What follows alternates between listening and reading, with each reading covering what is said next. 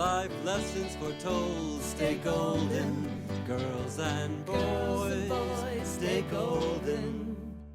Hey babes, it's me, Courtney, and you're tuned in to Stay Golden, Golden Grades, a very special episode. When I originally conceived the retrospective / grading of the 180 Golden Girls episodes, it didn't occur to me that the critical analysis and introspective, the deep dive that I was doing into each individual episode would result in my seeing things that I hadn't at all saw the first time, the second time, the third time that I watched the Golden Girls. When you're watching a show as a fan, you're looking for different things inside of the show. But when you're watching it for analysis and understanding and grading, you're finding things that you hadn't realized was there before. This episode is not going to be specifically grading any of the episodes.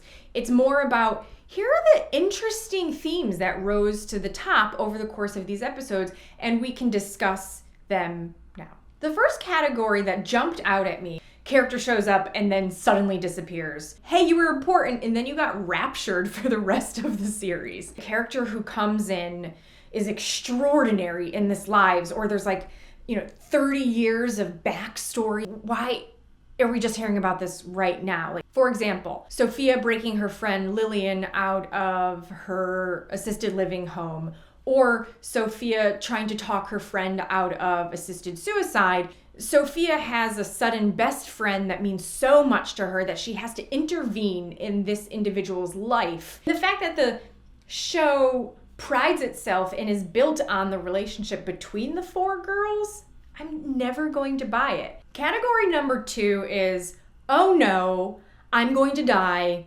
or move away. This plot structure, this tool to create tension inside of a Golden Girls episode happens more often than I actually realized.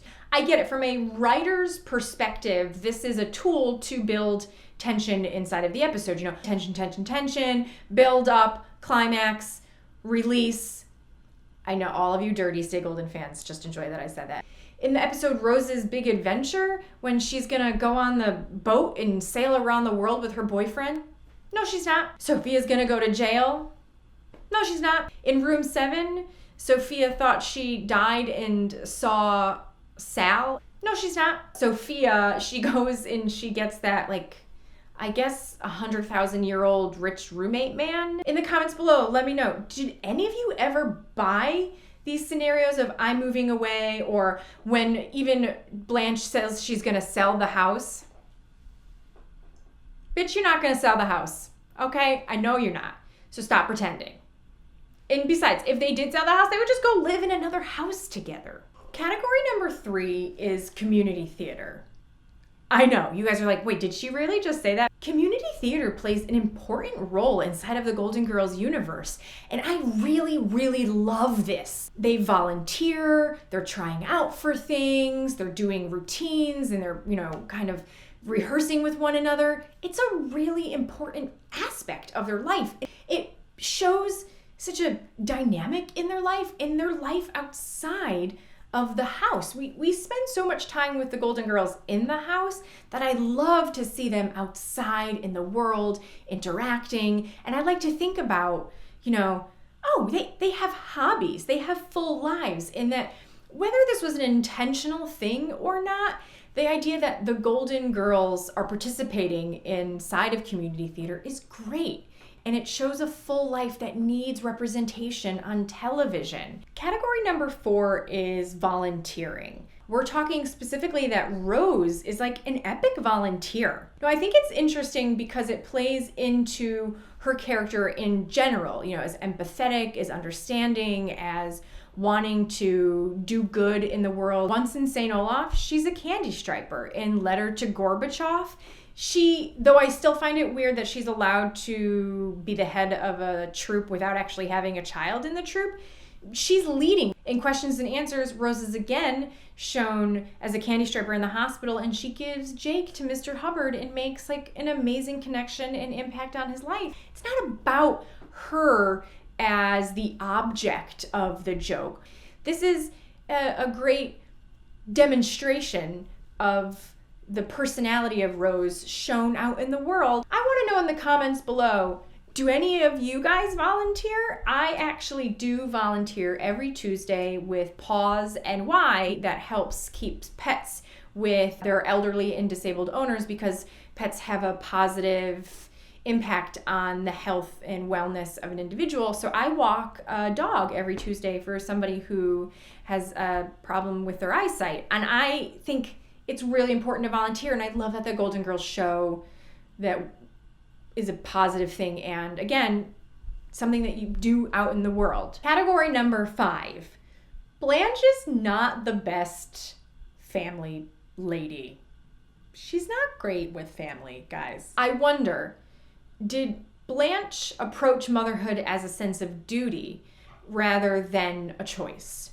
She's a good Southern woman, and Blanche has children with George. I'm not sure that given the choice, or perhaps that if Blanche had known she had the ability to choose, she could have just not had kids. Given the interactions that we see, for example, in Blanche's little girl, they don't have a great relationship. Blanche outright says that things have been tense between them, and she might be projecting her insecurities and fear about weight gain on Rebecca, but she's not really supportive of Rebecca. With new Rebecca, and even Grandma's Got the Blues, there's a tension there between them. Her niece comes, and she doesn't really have oversight of her niece, and also she doesn't of her grandson when he comes to visit. Rose, she wanted to have children. I think Sophia wanted to have children. Dorothy, again, I'm not entirely sure that should have been her life trajectory.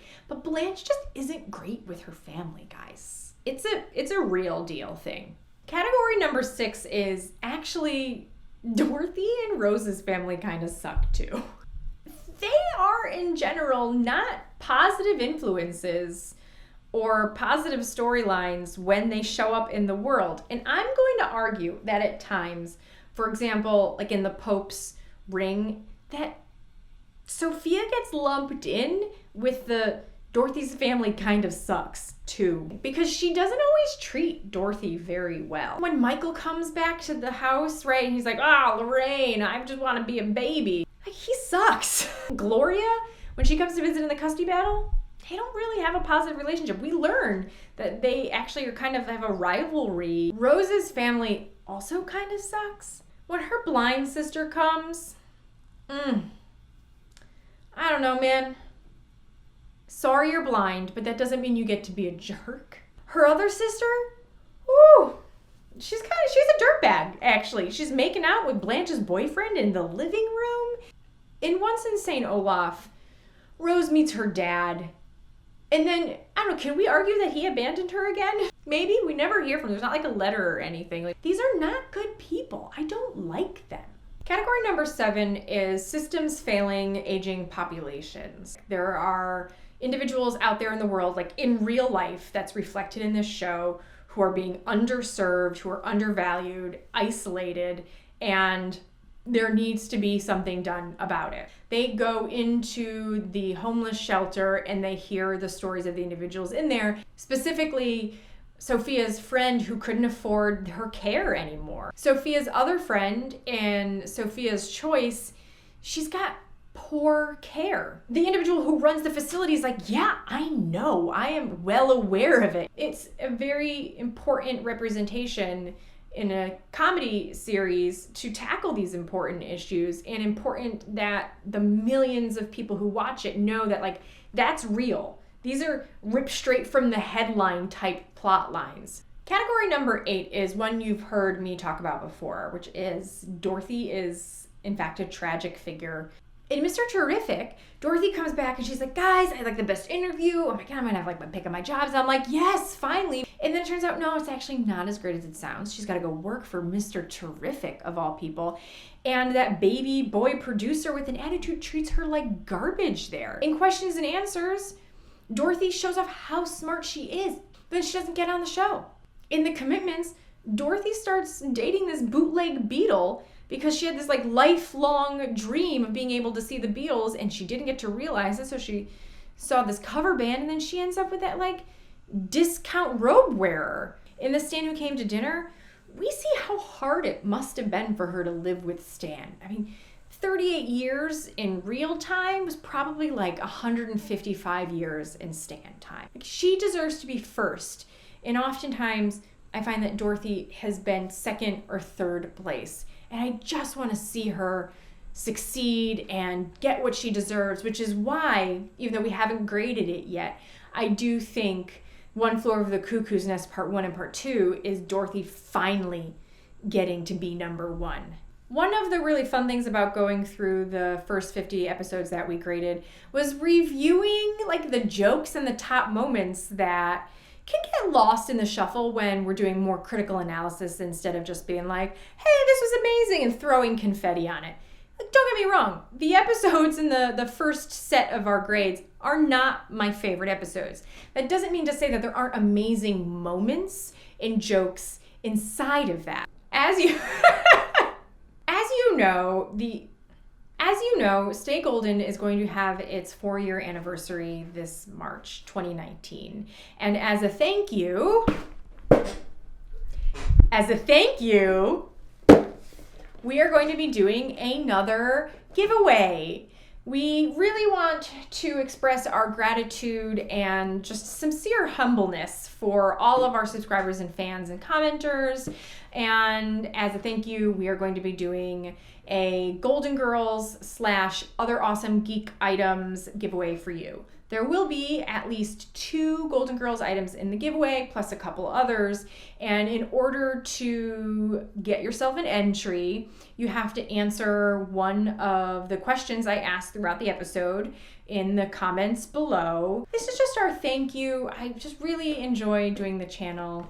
And let us know in the comments below if you have any suggestions for future content, things you want to see us do. I'm very interested in some of your answers for this like epic compilation that we've done. And as always, thank you for subscribing, watching, commenting, sharing. Thank you.